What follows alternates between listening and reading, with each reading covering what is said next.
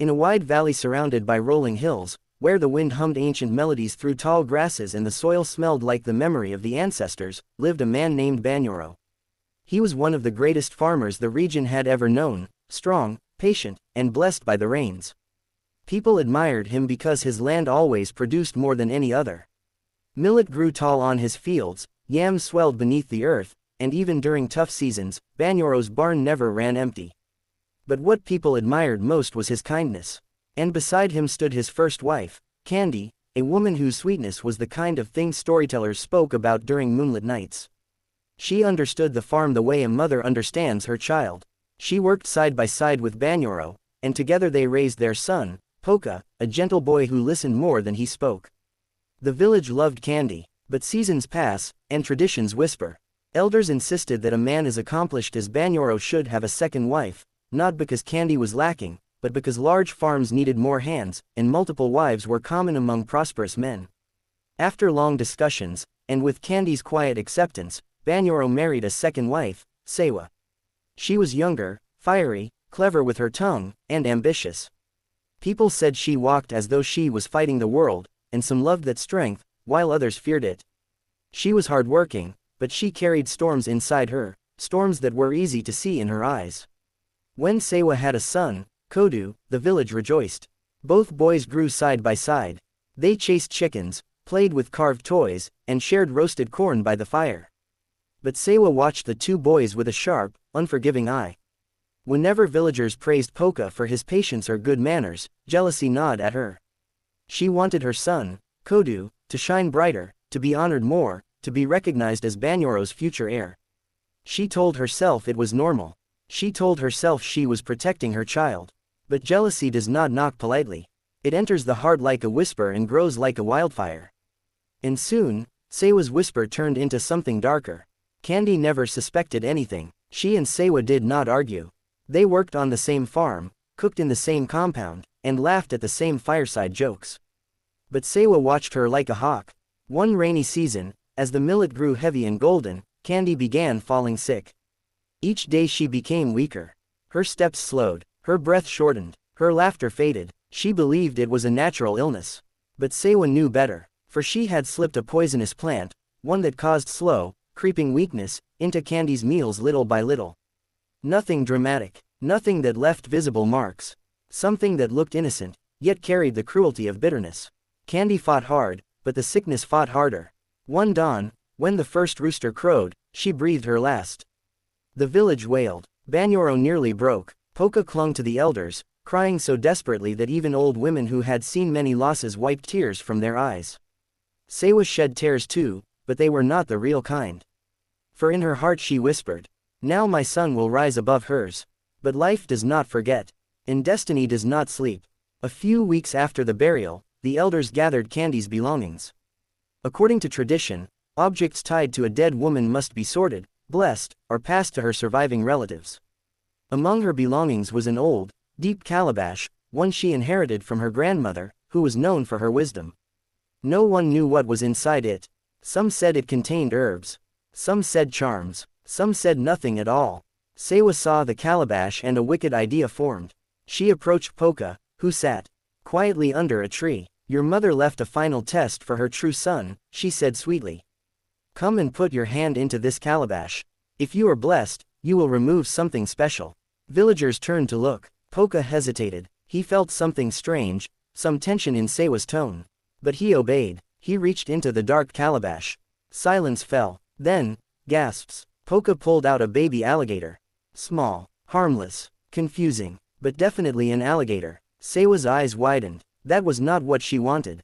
Trying to hide her shock, she said, "Put your hand again. Maybe your mother left more."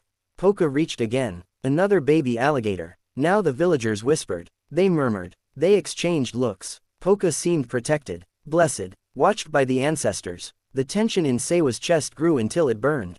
She snapped toward her own son. "Kodu, come here, put your hand inside, let them see you are just as chosen." But Kodu trembled. "Ma, what if?" "Do as I said," she barked. But before he could step forward, the elders intervened. "Enough," the chief woman said. "This calabash is strange. If it tests one child, it has tested enough. Let it be sealed." She covered the calabash and removed it from the compound. Sewa was furious inside. Her plan had failed. Poka stood safe. Kodu was untested. And now the jealousy inside her grew hot like iron in a smith's furnace. She needed a new plan. And this time, she chose the farm. The sun rose early, painting the fields gold. It was harvest time, the busiest season of all. The villagers headed to their various farms, and Banyoro gathered his 2 sons to take them along. Sewa followed too, pretending to help, but her eyes were restless. Her mind raced. If Poka comes to harm on the farm, she thought, people will say it was an accident. Farms are dangerous places. Anything can happen. She waited until Banyoro moved far ahead into the tall crops. Then she whispered sharply to Poka. Come here. There is something you must learn today. Poka came cautiously. She pointed to a deep hole near a mound of soil, one she had dug earlier. Put your hand inside, she ordered. There is something there. Something your mother left. If you can bring it out, you are truly blessed. Poka frowned. Ma Sewa, why would Mama leave something in a hole on the farm? Sewa forced a smile. Don't question me. Just do it. Poka looked nervous. The hole was dark, deep, and silent. But he respected adults. Slowly, he reached his hand inside. The villagers nearby watched with curiosity, and Banyoro, still in the distance, turned slightly, wondering what was happening. Poka's hand moved around the dirt. Then, his face lit with surprise. He pulled out a baby alligator, just like before. Sewa froze. Her heart hammered in her chest. It's impossible, she whispered. The villagers gasped again, but before they could recover, Sewa shouted. Do it again. If you are truly blessed, you will do it twice.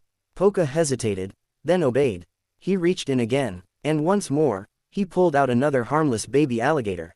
The farm workers stopped harvesting. People stared. Even Banyoro hurried over, confused and amazed. Sewa's plan had failed again.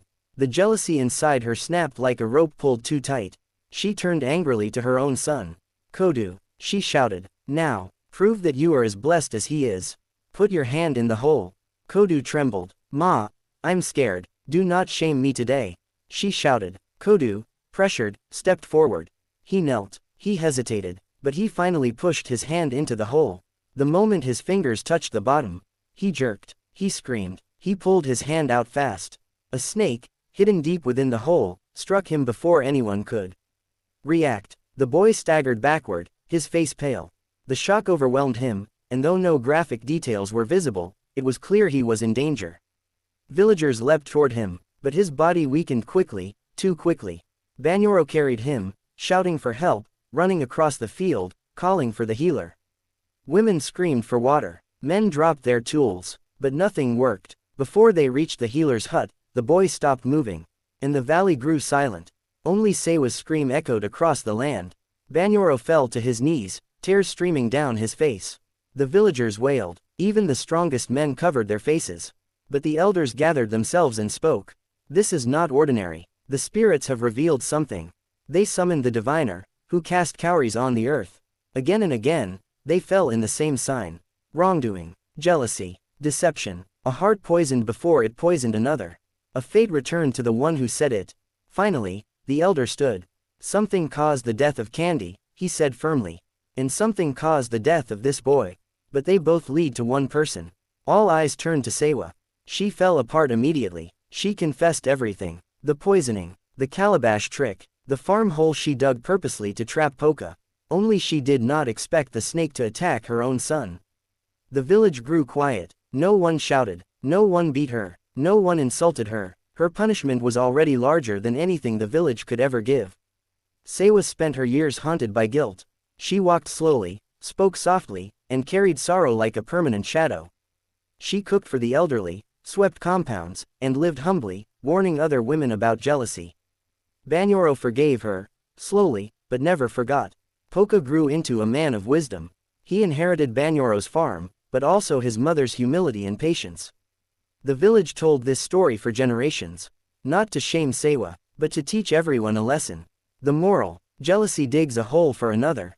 But it is the jealous person who often falls inside. Whatever you plan in darkness returns to you in daylight. And the ancestors see what humans hide.